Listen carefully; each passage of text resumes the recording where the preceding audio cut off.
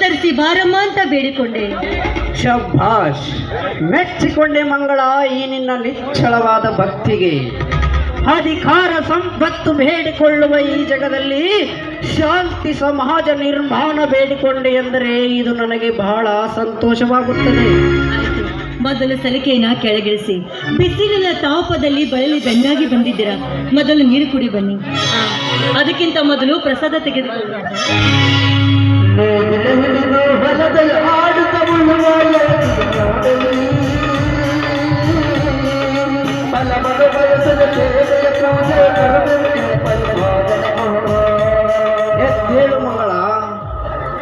ಎದ್ದೇಳು ಮಂಗಳ, ಮಹಾಸತಿ ಅನಸೂಯಾಳದಂತೆ ಪತಿಯಲ್ಲಿ ಇರಿಸಿಕೊಂಡ ನಿನ್ನ ಕೀರ್ತಿ ಅಮರವಾಗಲಿ. ನಿನ್ನ ಕೈ ಹಿಡಿದ ನನ್ನ ಬಾಳು ಬಂಗಾರವಾಗಲಿ. ಆಯ್ತು ನೋಡಿ, ಈಗ ಬಾಯಾರಿಕೆಗೆ ಬಂದಿದ್ದೀರಾ. ಬನ್ನಿ ಸ್ವಲ್ಪ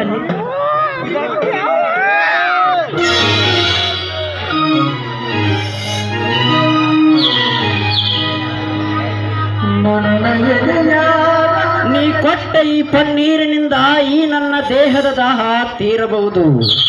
ಆದರೆ ಚಳಿ ಮಳೆ ಬಿಸಿಲೆನ್ನದೆ ಕಸ ಕಡ್ಡಿಯಲ್ಲಿ ಕೈ ಇಟ್ಟು ಸಣ್ಣಾದ ಈ ರೈತನ ದೇಹದ ತುತ್ತಿನ ಚೀಲದ ದಾಹ ಇನ್ನೂ ತೀರಿಲ್ಲ. ಅಂದ್ರೆ ಸ್ವಾಮಿ, ನಿಮ್ಮ ಮಾತಿನ ಅರ್ಥ ನಾನು ಒಂದು ತಿಳಿತಾನೆ ಇಲ್ವಲ್ಲ? ನಿಜ ಮಂಗಳ, ಈ ರೈತನ ಚರಿತ್ರೆ ಎಲ್ಲರಿಗೂ ಅರ್ಥವಾಗುವಷ್ಟರಲ್ಲೇ ಈ ದಿನಮಾನಗಳಲ್ಲಿ ರೈತನ ಕತ್ತು ಭೂಮಿಗುರುಳುತ್ತಿದೆ. ಯಾಕೆಂದರೆ ರೈತ ನಿತ್ಯ ಹಸಿರನ್ನು ಕಂಡು ಹಸನ್ಮುಖಿಯಾಗಿರಬೇಕೆಂದು ನೀರಾವರಿ ಕಾವಲೆ ಬಂದಿತು. ಅದಕ್ಕಾಗಿ ಭೂಮಿ ಹೋಯ್ತು. ಆ ಭೂಮಿಗಿನ್ನೂ ಆ ನದಿಯಿಂದ ನೀರಿಲ್ಲ. ಕಳೆದುಕೊಂಡ ಭೂಮಿಗೆ ಇನ್ನೂ ಹಣವಿಲ್ಲ. ಉಳಿದ ಭೂಮಿಯಲ್ಲಿ ಮಳೆರಾಯನನ್ನು ನೆನೆದು ಬಿತ್ತಬೇಕೆಂದರೆ ಸರ್ಕಾರದಿಂದ ಸಬ್ಸಿಡಿ ಬೀಜಗಳಿಲ್ಲ, ಗೊಬ್ಬರಗಳಿಲ್ಲ. ಹಸುವಿನ ಸಗಣಿಯಿಂದ ತುಸು ಮಾಲನ್ನು ಬೆಳೆದು ಆ ಮಾಲನ್ನು ಮಾರುಕಟ್ಟೆಗೆ ತಂದರೆ ಅದಕ್ಕೆ ಬೆಂಬಲವಾದ ಬೆಲೆ ಇಲ್ಲ. ಅಂದಾಗ ಹೇಗೆ ಆರುತ್ತದೆ ರೈತನ ಒಡಲ ಕಿಚ್ಚು? ಧಿಕ್ಕಾರವಿರಲಿ ರೈತ ವಿರೋಧಿಗಳಿಗೆ. ಅಂದ್ರೆ ಈಗಿನ ರೈತರ ವಿರೋಧಿಗಳಿಗೆಲ್ಲ ಕಚ್ಚೆ ಹಾಕೊಂಡು ನಿಲ್ಬೇಕು ಅಂತೀರಾ? ಅನ್ನುವುದರಲ್ಲಿ ಏನಿದೆ? ಕಷ್ಟಪಟ್ಟು ಹಗಲಿರುಳೆನ್ನದೆ ದುಡಿದು ಹೊಟ್ಟೆ ಕಿಚ್ಚು ನೆನಪಾದರೆ ಆ ದಲ್ಲಾಳಿಗಳ ಸಹಾಯಗಳನ್ನು ರೊಚ್ಚಿಗೆದ್ದು ಕೊಚ್ಚಿ ಹಾಕಿ ಅವರ ಸತ್ತ ದೇಹದ ಮೇಲೆ ಚಪ್ಪಲಿ ಹಾರ ಹಾಕಿ ಉರಿ ಹಚ್ಚಿ ಸುಡಬೇಕೆನ್ನಿಸುತ್ತದೆ. ಅದಕ್ಕಿಂತ ಮೊದಲು ನೀವು ಶಾಂತರಾಗೋದು ಒಳ್ಳೆಯದು ಸ್ವಾಮಿ. ಬೆಳೆ ಸಾಲದ ಬಾಧೆ ತೀರಿಸಲಾರದೆ ದಿನಕ್ಕೊಬ್ಬ ರೈತ ಆತ್ಮಹತ್ಯೆ ಮಾಡಿಕೊಳ್ಳುವುದನ್ನು ನೋಡಿ ನಾನು ಹೇಗೆ ಶಾಂತನಾಗಲಿ ಮಂಗಳ? ನಾನು ಹೇಗೆ ಶಾಂತನಾಗಲಿ? ಆತ್ಮಹತ್ಯೆ ಮಾಡಿಕೊಂಡ ರೈತನಿಗೆ ಸರ್ಕಾರದಿಂದ 5 ಲಕ್ಷ ಘೋಷಣೆ ಮಾಡಿ ಅವರ ಹೆಂಡತಿಗೆ ಶಾಸನವೆಂಬ ತಿಂಗಳಿಗೆ 2,000 ಪಿಂಚಣಿ ನೀಡಿದೆ. ಉದ್ಯೋಗಕ್ಕಾಗಿ ಪಶುಭಾಗ್ಯವೂ ನೀಡಿದೆ. ಆದರೆ ಇದರ ನಿಜವಾದ ಲಾಭ ರೈತರಿಗಲ್ಲ ಮಂಗಳ.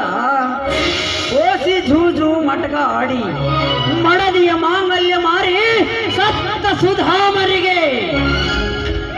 ಆದ್ರೂ ಸರ್ಕಾರ ಇದನ್ನ ಪರಿಶೀಲನೆ ಮಾಡಿ ನಿಜಕ್ಕೆ ನ್ಯಾಯ ಕೊಡಬೇಕಲ್ವೇ ಸ್ವಾಮಿ?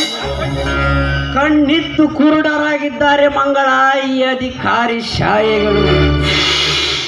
ಲಂಚವೆಂಬ ಮಂಚವೇರಿ ಗೋಕಾಸಿ ನಗುತ್ತಿರುವಾಗ ಹೇಗೆ ಅರ್ಥವಾಗಬೇಕು ಈ ರೈತನನ್ನು?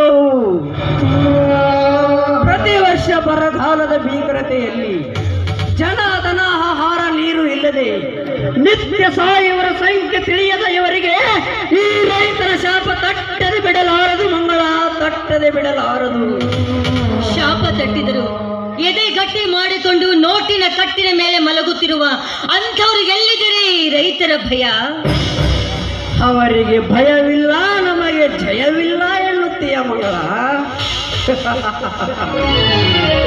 ಮಂಗಳ, ಈ ರೈತನೊಬ್ಬ ಸೋಮಾರಿಯಾಗಿ ಬಿತ್ತಿ ಬೆಳೆಯದ ತಿರುಗಾಡಿದರೆ ಇಡೀ ಪ್ರಪಂಚವೇ ಭಿಕ್ಷೆ ಬೇಡಬೇಕಾಗುತ್ತದೆ.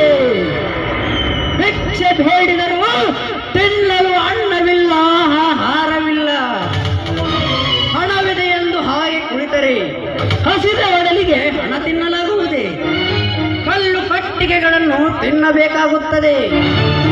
ಅಣ್ಣ ದೇವರ ಮುಂದೆ ಇನ್ನು ದೇವರಿಲ್ಲ ಎಂಬ ಕವಿವಾಣಿ ಇವರಿಗೆ ತಿಳಿಯಲಿ.